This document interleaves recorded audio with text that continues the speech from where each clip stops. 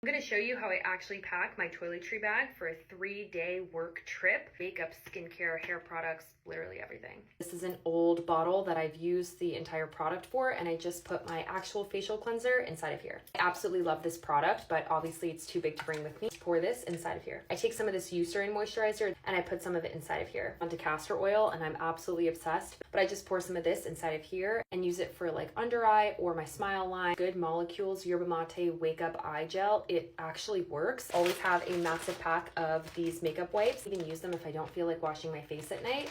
I could just use one of these. Always have a really massive tub of Aquaphor, but again, I can't really bring that, so I just have a mini size. Just bring these acne spot treatments. This one is from Peach Slices. They're clear and I put them on at night and they do actually work. I always try and bring these little eye patches with me. I can wear them on the airplane or at night. Don't just actually throw your toothbrush inside of your toiletry bag. I have this little cap on here and then a little mini toothpaste. It's like skincare and makeup kind of. It's SPF, but it also has a sheer sort of tint to it underneath your skin. It's the Super Goop Glow Screen.